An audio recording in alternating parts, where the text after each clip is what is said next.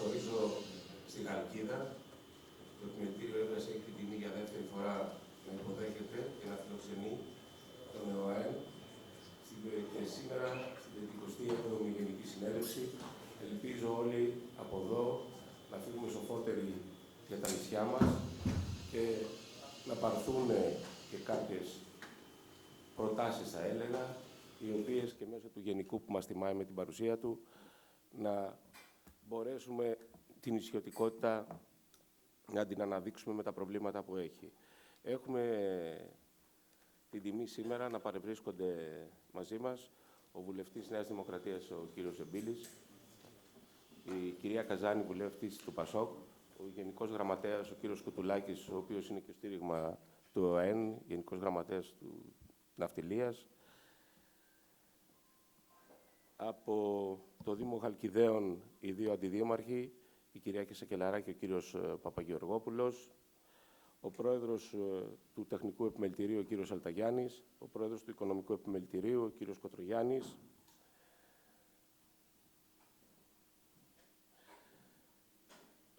η αντιδήμαρχος από το Δήμο Κίβης Αλιβερίου, κυρία Βότση,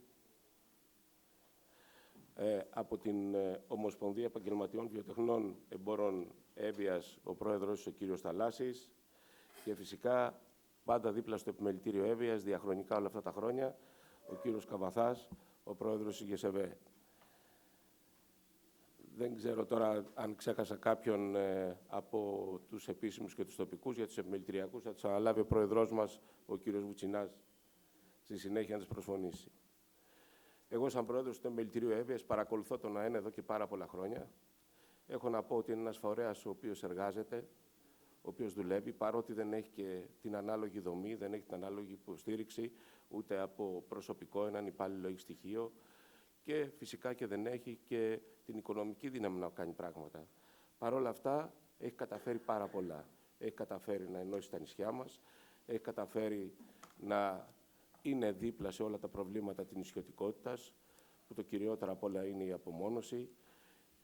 Έχει καταφέρει το μεταφορικό ισοδύναμο να το αναδείξει και μπορώ να πω ότι είναι και από τα μεγαλύτερα θέματα που έχει καταφέρει ο ΑΕΝ μέχρι τώρα. Είναι ένας φορέας ο οποίος, πέρα από το ότι κάνει τις μελέτες και μάλιστα αυτή τη στιγμή σας θα πει γενικώς τρέχει το βαρόμετρο της νησιωτικότητας που θα είναι ένα εργαλείο στα χέρια μας προκειμένου να χτυπάμε πόρτες με αποδείξεις. Μετέχει σε πάρα πολλά δίκτυα. Οι παρεμβάσεις τους είναι όλες στοχευμένες στα Υπουργεία και εδώ σε ό,τι αφορά την νησιωτικότητα στην Ελλάδα αλλά και στο εξωτερικό. Έχουμε την τύχη σαν ΕΟΑΕΝ να μετέχουμε στην Ινσουλέρ και αυτή τη θητεία είμαστε τυχεροί, γιατί ένας πολύ δραστήριος πρόεδρος, ο πρόεδρος του Κυκλάμου, ο κ. Ρούσος, είναι και πρόεδρος του Ινσουλέρ. Άρα λοιπόν η νησιωτικότητα οργανώνεται. Η νησιωτικότητα οργανώνεται και σιγά σιγά να προχωράει και τη διασύνδεση, την απομόνωση που είπα, τα προβλήματα, όλα αυτά πιστεύουμε ότι θα τα πανίσουμε. Όσον αφορά την Εύβοια, τα προβλήματα που έχει το νομός, εμείς αναδεικνύουμε διαχρονικά όλο αυτό το διάστημα. Το μεγαλύτερο βέβαια πρόβλημα που έχουμε σαν νησί είναι το δικό μας δίκτυο, οι υποδομές μας. Ευελπιστούμε την επόμενη δεκαετία να έχουμε κάποια αποτελέσματα σύμφωνα με τα σχέδια και τις μελέτες που έχουμε. Και μέσα από τον ΕΟΑΝ, τι ευελπιστούμε. Ευελπιστούμε έναν εξυγχρονισμό των λιμανιών και των μαρίων του νομού. Θέλουμε την αναβάθμιση του λιμανιού της Κίνης και την μετατροπή της σε ένα διεθνές λιμάνι, ώστε να είναι μια πύλη εισόδου ανάμεσα σε Ανατολή και Βορρά. Υδατοδρόμια τα περιμένουμε να λειτουργήσουν στη Χαλκίδα, στην Κίνη, στην Τάριστο, στα Λιβέρι, στα Λιβάρι της Ερουψού. Όλα αυτά τα υδάτινα πεδία θα δώσουν στις περιοχές, ειδικά στην πολύπαθη περιοχή της Βόρειας Εύβοιας, μία ανάσα. Οι ακτοπλοϊκές συνδέσεις. Η Εύβοια είναι ένα πολύ μεγάλο νησί. Εκτείνεται από τη Μαγνησία μέχρι το άκρο της Αττικής. Θέλει συνδέσεις με την ενοχώρα. Υπάρχουν ακτοπλοϊκές συνδέσεις. Εμείς θέλουμε αυτές να γίνουν καλύτερες. Θέλουμε αυτές τις συνδέσεις και το χειμώνα να λειτουργούν. Ο ΕΑΝ λοιπόν είναι ένα μέσο που για όλα αυτά μπορεί να βοηθήσει. Και φυσικά να αξιοποιήσουμε, δεν το ανέφερα, και μια άλλη γραμμή τη γραμμή η οποία πάει στις Κυκλάδες, από την Κάριστο προς την Τίνο, στην Σύρο και την Άδρο. Θέλουμε στα λιμάνια ψηφιακές εφαρμογές να ενημερώνουμε σε όλες τις πύλες εισόδους σε τι νομό μπαίνει και σε τι πόλη μπαίνει ο επισκέπτης.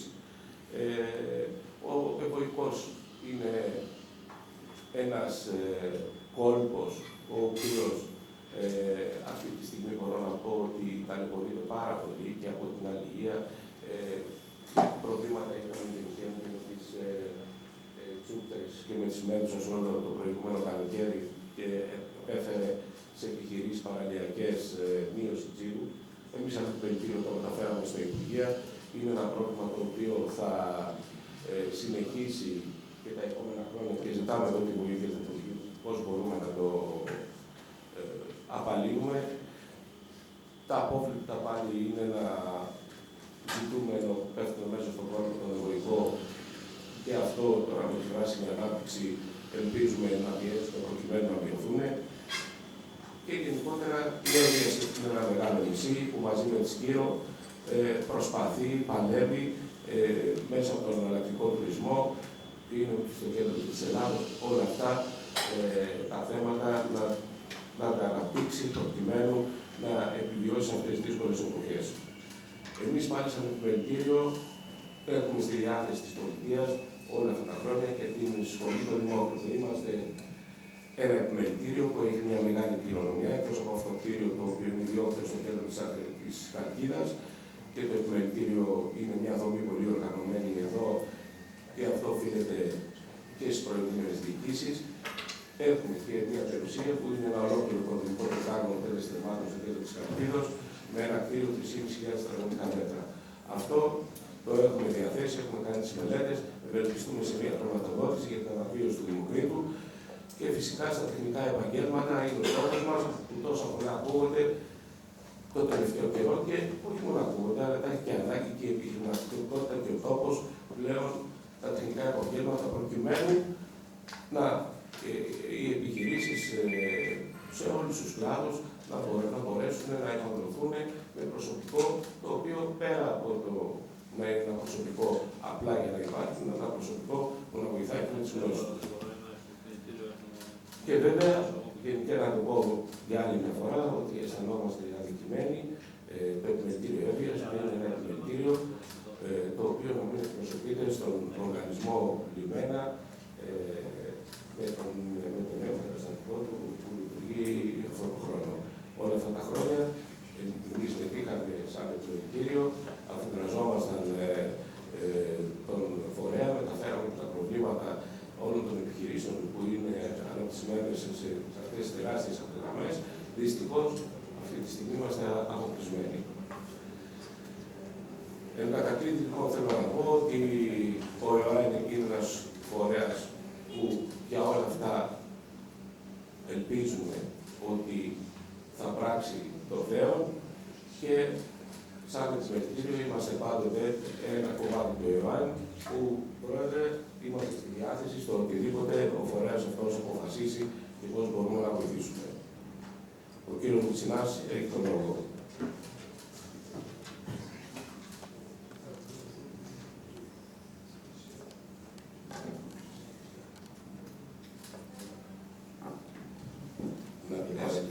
Συγγνώμη, Πρόεδρε, ήρθε και ο Περιφερειάρχης της Εύβοιας, ο κύριος Γαλάνης. Καλημέρα σας κυρίες και κύριοι. Καλημέρα καταρχάς συνάδελφοι πρόεδροι, κύριε Παναγιωτήδη από την Καβάλα, κύριε Μυρσινιά από τη Λέσβο, κύριε Μαστρονικόλα από το Τεχνικό Επιμελητήριο Πειραιά, ο κύριος Μπαζάνης από το Μητρό Μαγνησίας, ο πρώην αντιπρόεδρος του ΕΟΑΕΝ και φίλος ο Παντελής ο Λογάτης, του Επιμελητήριο Χίου και ο κύριος Γιάννης Ρούσος, Επιμελητήριο Κυκλάδος και πρόεδρος των Ευρωπαϊκών Νησιωτικών Επιμελητηρίων του Βίκτου Ινσουλέρ, που μας φιλοξένησε κιόλας σε ένα έτσι άριστο και όμορφο τριήμερο στη Σύρο, διενεργώντας εκεί τη Γενική Συνέλευση των Ευρωπαϊκών Νησιωτικών Επιμελητηρίων. Καλημέρα επίσης και στον πρώην πρόεδρο του ΕΟΑΕΝ, τον Δημήτρο Ζιξέρη, επίτιμο πρόεδρο του ΕΟΑΕΝ. Γιώργο Καλαφά, πρόεδρο της ΓΕΣΕΒΕ, ο οποίος έριξε την καταγωγή σου από εδώ, άρα Νομίζω η επιλογή να ξεκινήσει από τη Γενική Συνέλευση ήταν έτσι ευχάριστη για σένα αφορμή για να είσαι εδώ σήμερα και ευχαριστούμε στους βουλευτές του Ελληνικού Κοινοβουλίου, τον κύριο Ζεμπίλ, την κυρία Καζάνη, οι περιφερειάρχες, αντιδήμαρχοι, εκπρόσωποι της αυτοδιοίκησης. Αναμένουμε από ό,τι γνωρίζω και τον Περιφερειάρχη, τον κύριο Σπανό.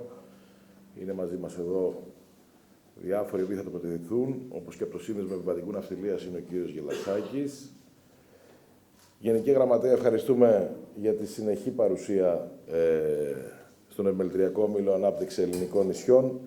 Νομίζω ότι από τη στιγμή που ολοκληρώθηκαν οι διαδικασίες και άλλαξε η διοίκηση, η πρώτη ενημέρωση ήταν ότι πάντα στήριζε ο Μανώλης Κουτουλάκης. Άρα οφείλω να αναφερθεί στο μικρόφωνο, γιατί έχουμε και εμείς νέα στελέχη, νέα μέλη στη Γενική Συνέλευση και πρέπει να υπάρχει συνέχεια, αλλά και η πραγματική ενημέρωση.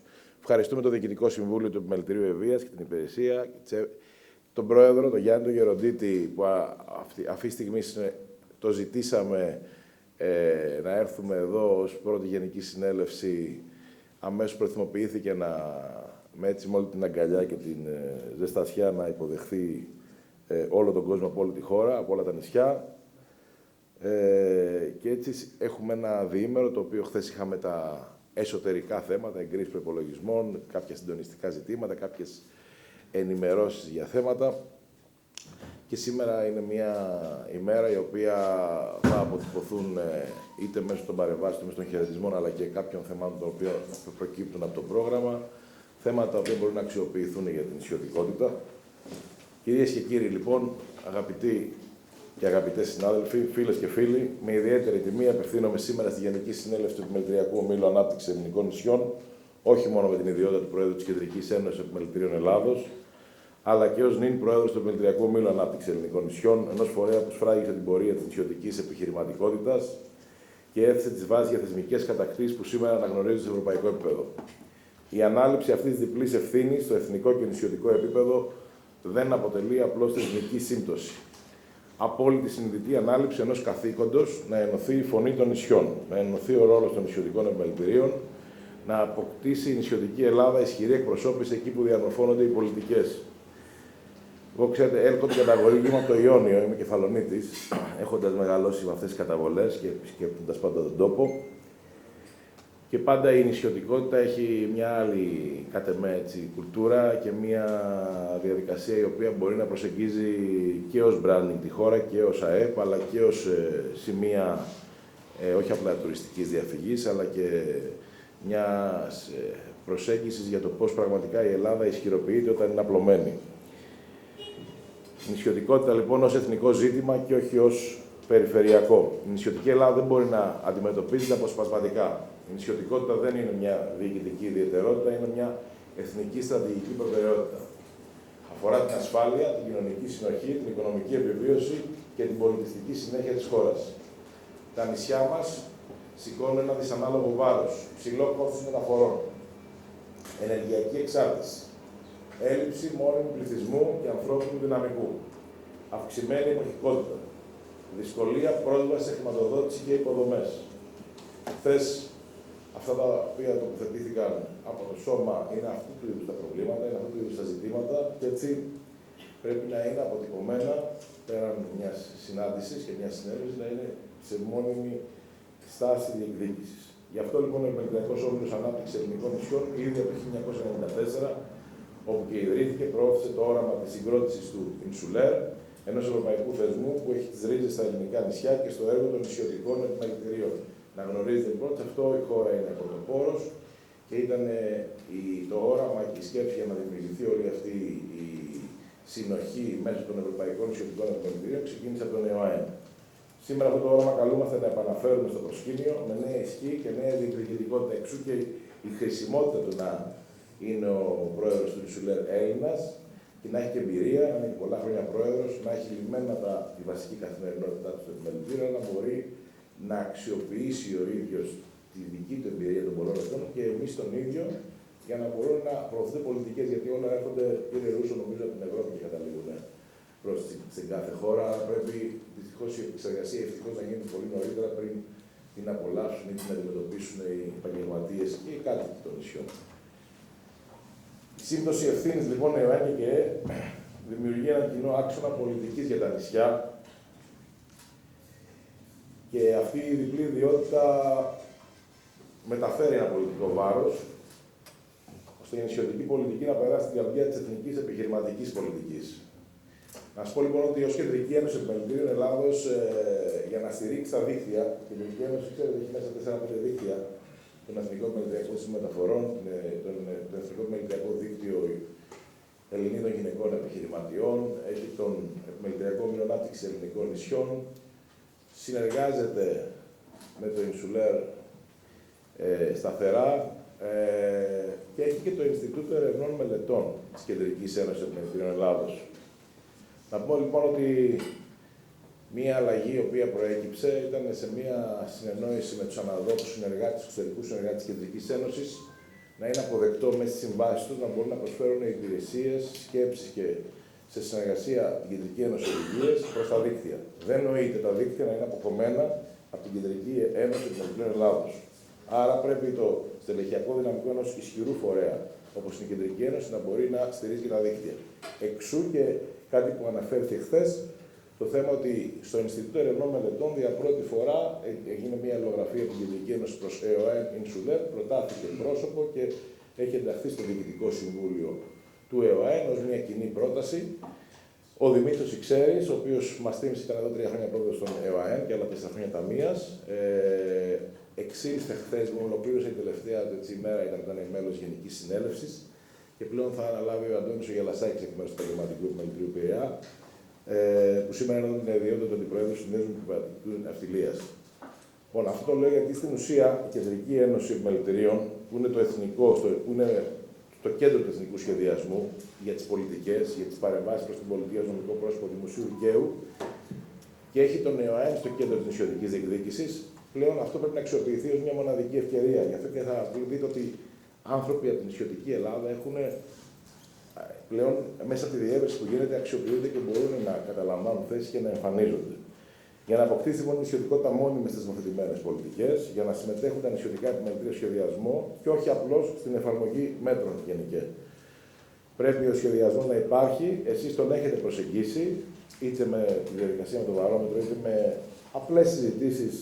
Αλλά πρέπει, ξέρετε, και αυτοί οι οποίοι μιλάνε με εσάς να είναι προετοιμασμένοι και να υπάρχει πρόταση στην πολιτεία να υπάρχει ζήτηση.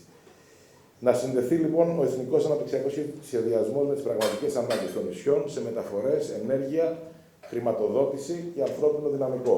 Τα θέματα με το ανθρώπινο δυναμικό είναι δύσκολης φύσεως, ειδικά για τις επιχειρήσεις σε περίοδο αιχμής. Και να πω ότι ένα θέμα το οποίο δεν έγινε στο Υπουργείο το οποίο είστε εσείς, αλλά είναι σοβαρό, δεν μπορεί οι επιχειρήσεις να είναι σε ομηρία και εκβιασμούς από το ανθρώπινο δυναμικό. Δηλαδή, δεν συζητάμε αν ένας μάγειρας, παράδειγμα, θα αλλάξει επιχείρηση μέσα στο 15 Αύγουστο, επειδή θα του δώσει κάποιος 100 ευρώ παραπάνω, ή δεν πρέπει να συζητάμε στο αγαθό που έχουμε για να μπορούμε να το προωθούμε, όπως είναι ο τουρισμός, με ποιο τρόπο θα βρούμε ανθρώπινο δυναμικό για να στελεχωθούν οι επιχειρήσεις. Ο στόχος δεν είναι μόνο να μην αδειάζουν οι τόποι, αλλά και είναι και να αξιοποιούνται και να μειώνουμε το έλλειμμα, να έχουμε από το εξωτερικό χρήμα εισερχόμενο και κόσμο εισερχόμενο. Εδώ λοιπόν θέλουμε να πούμε ότι πρέπει να υπάρχει από το Υπουργείο Εργασίας πρώτερη ενημέρωση του εργαζομένου, όπως δηλαδή ευγενικά ένας εργοδότης θέλει να πει σε κάποιον ότι θα πρέπει να διακόψουν οι δρόμοι μας σιγά σιγά. Αυτό το ίδιο ευγενικά να γίνει και από την πλευρά του εργαζομένου. Λοιπόν, αυτό είναι σημαντικό όμως για τα νησιά, γιατί τα νησιά οργανώνονται να δουλέψουν. Καλημέρα στον Τέλη Μπαζάνη. Οργανώνονται να δουλέψουν για 2-3 μήνες, οργανώνονται να υποδεχθούν κόσμο και βρίσκονται όμοιροι συνεννοήσεων και συμφωνιών. Αυτή λοιπόν η σύμπτωση που συμβαίνει πρέπει να αντιμετωπιστεί με νομοθεσία στο Υπουργείο Εργασίας. Πάμε τώρα μεταφορικό ισοδύναμο, το οποίο είναι ένα θεμέλιο της νησιωτικής ισότητας. Σήμερα θέλω να πω κάτι με απόλυτη σαφήνεια. Ακούσαμε και διάφορες τοποθετήσεις χθες. Το μεταφορικό ισοδύναμο δεν είναι παροχή. Είναι δικαίωμα. Έρχεται από πολλά χρόνια πίσω και πολλές προσπάθειες. Αποτελεί ένα μοναδικό μηχανισμό που αποκαθιστά στην πράξη την αρχή της ισότητας στην αγορά. Έχει να κάνει και με τα εμπορεύματα, έχει να κάνει και με τα πρόσωπα. Και και το 26 θα είναι η χρονιά που θα κρίνει το μέλλον αυτού του μηχανισμού. Σκεφτήκαμε με αφορμή την ενδεχόμενη δημιουργία γραμμής Σιγρή Μεστά Βόλο των Υπουργών Ναυτιλίας, τον κύριο Κίλια. Θα γίνει συνάντηση από αυτού του θέματος. Αυτό το θέμα είναι κάτι που βαρύνει και απασχολεί προέδρους, μελητηρίων, επαγγελματίες, γιατί δέχονται πολλές παρεμβάσεις. Και οι συνάδελφοι από την Κρήτη, ο Γιώργος Γιακουμάκης, ο Αντώνης Σοροκάκης και οι συνάδελφοι από το Αιγαίο. Το έχουν έννοια, έχουν αγωνία, γίνονται προσπάθειες, όμως πρέπει αυτή τη στιγμή ολοκληρώθηκαν οι έλεγχοι, ολοκληρώνονται. Αυτή τη στιγμή είδαμε τα κακό κείμενα της κακής χρήσης του μηχανισμού, να δούμε με ποιο τρόπο αυτό ξεπερνιέται και να υπάρχει μια ίση διαδικασία, η οποία τουλάχιστον θα ξέρουμε για ποιον έχει φτιαχτεί το μεταφορικό ισοδύναμο, για ποιον πρέπει να εξυπηρετεί, διότι αν γίνεται κακή χρήση από χρήστες, τότε ακόμα και η αρχική στόχευση γιατί δημιουργήθηκε αυτό, χάνεται. Άρα πρέπει να είναι απλά ίσως ο κανόνας και ξεκάθαρος. Ακόμα και αν ξεκινήσει κάτι και δεν έχει πάει καλά, διόρθωσέ το, αλλά μην απομονωθούν όλοι, αν κάτι δεν πήγε καλά κάπου. Λοιπόν, άρα υπάρξει μια ανάγκη για αναβάθμιση του μεταφορικού ισοδύναμου, επέκταση σε ενέργεια και καύσιμα. Είναι σημαντικό μετά τις τελευταίες εξελίξεις της τελευταίας τετραετίας. Πλέον ταχεία αποπληρωμή, αυτό πρέπει να το πούμε και θα φύγει και σε επιστολή προς το Υπουργείο. Ταχεία αποπληρωμή, διότι δεν είναι ξεκάθαρο το τοπίο. Και ένα ειδικό σκέλος για τις μικρομεσαίες επιχειρήσεις. Ξέρετε, αυτή τη στιγμή δεν τέθη ειδική δέσμη μέτρων στη Διεθνή της Θεσσαλονίκης από την πολιτεία, από τον Πρωθυπουργό για τις μικρομεσαίες επιχειρήσεις, οι οποίες όμως είναι 97% των επιχειρήσεων στη χώρα. Θα πρέπει πλέον να πάμε σε ενδιάμεσες λοιπόν, δέσμες, ενδιάμεσες αποτυπώσεις μέτρων, ώστε να πάμε σε εξειδικεύσεις και να μπορέσουμε να διευκολύνουμε διάφορα θέματα. Χωρίς λειτουργικό μεταφορικό ισοδύναμο, η νησιωτική οικονομία δεν είναι εύκολο να σταθεί και μιλάμε ειδικά για τα μικρονήσια, μιλάμε για τις περιοχές οι οποίες όταν δεν στηριχθούν δεν θα υπάρχουν στο τέλος. Δεν υπάρχουν στο τέλος ίσως επιχειρηματίες αλλά και κάτοικοι. Δείτε ένα συνδυασμό λοιπόν του Υπουργείου Οικονομίας τεκμαρτό για τις μικρομεσαίες επιχειρήσεις, για πολυετής επιχειρήσεις, που κάποιος μπορεί να ζει για τον πρωτογενή τομέα και από κάποιο άλλο πάρεργο και έχεις τη δυνατότητα να λειτουργούν τόποι μικροί έχοντας ανοιχτές επιχειρήσεις, να πρέπει να αντιμετωπίσουν ένα φόρο 4-5.000 ευρώ γιατί κάποιος είχε μια επιχείρηση πάνω από 12 ή 14 χρόνια και τελικά αναγκάζεται να την κλείσει. Αυτοί οι χώροι λειτουργούν και ως σημεία συνάθρησης κοινού. Συγγνώμη. Όχι, εκεί ήταν η άκρη. Οι προκλήσεις λοιπόν του 26 είναι ότι το μεταφορικό ισοδύναμο είναι ένα κορυφαίο πολιτικό αίτημα που έχει υποχρέωση πλέον και η πολιτεία να ξεκαθαρίσει πώς θα πορευτούμε. Ούτε είναι όλοι άνθρωποι οι οποίοι κάνανε κακή χρήση, ούτε δεν πρέπει να γνωρίζουν με ποιο τρόπο θα πετύχουν ισότιμη συμπεριφορά και ανταγωνιστικότητα στην μεταφορά των εμπορευμάτων και των προϊόντων τους.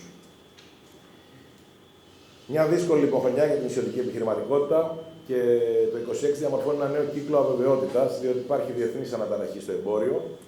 Υπάρχει ένα μεγάλο έτσι, παιχνίδι, θα έλεγα, σε όρους αγοράς, Αμερική, Κίνα και Ευρώπη. Αυξημένο κόστος ενέργειας, το οποίο και στα σχέδια μετάβασης όπως προχωρήσανε για τη χώρα δεν μπορούν να επιλύσουν ακόμα κάτι, όχι μόνο για το θέμα των μη απορροφήσεων στα χρηματοδοτικά, αλλά και για τα θέματα τα οποία οι πλευρές, τα είδη που περιλαμβάνονται στο ευρύτερο σχήμα της ενέργειας δεν αξιοποιούνται όταν δεν υπάρχουν και σημεία αποθήκευσης, έλλειψη προσωπικού σε κρίσιμους κλάδους, υψηλό κόστος λειτουργίας, δυσκολία πρόσβασης σε χρηματοδότηση. Σε αυτό το περιβάλλον, λοιπόν, η μικρομεσαία επιχείρηση του νησιού βρίσκεται αντιμέτωπη με πολλαπλάσια εμπόδια από μια επιχείρηση στην ηπειρωτική Ελλάδα. Γι' αυτό χρειάζεται μια ειδική πολιτική, χρηματοδοτικά εργαλεία ειδικά για τα νησιά, κίνητρα εγκατάστασης νέων επιχειρηματιών. Υπάρχουν κίνητρα, συνάδελφοι, και παριστάμενοι, υπάρχουν κίνητρα χρηματοδοτικά. Πρέπει, εδώ είναι ο ρόλος των επιμελητηρίων να ενημερώνουν. Εδώ είναι ο ρόλος των υπηρεσιών να μαζεύουν στοιχεία επικοινωνίας, να μην εφησυχάζουν ότι τα στοιχεία επικοινωνία δεν τα δίνουν οι λογιστές. Δεν ζητάνε. Είναι πολύ ευγενικό, όπως πληρώνεται κάποιος κάθε μήνα, να παίρνει και ένα τηλέφωνο και να λέει καλές δουλειές, ζούμε την κινητό σου το email σου. Και μετά συνεχώς το σπουδαίο έργο του κ. Γεροδίτη να διοχετεύεται μέσα των email και των SMS. Άρα λοιπόν για να φτάσει η πληροφορία πρέπει στις 7 επιχειρήσεις που κατά μέσο όρο κάνει έναρξη κάθε μέρα η ΕΒΕ να αφιερώνουμε γύρω στα 28 λεπτά για να βρίσκουμε το κινητό και το email των καινούργιων επιχειρήσεων και όχι του λογιστή του δικηγόρου. Για μένα έχουν ευθύνη επιμελητήρια να φτάνουν την πληροφορία. Δεν μπορεί δηλαδή να αγωνίζεται ο Ρούσος Κυκλάδες με άγχος και αγωνία και να έχουμε αλλού υπηρεσίες οι οποίες λένε δεν έχω πάνω από 1000 email γιατί δεν μου τα δίνουν. Πώς θα βρίσκει ο ένας και δεν θα βρίσκει ο άλλος.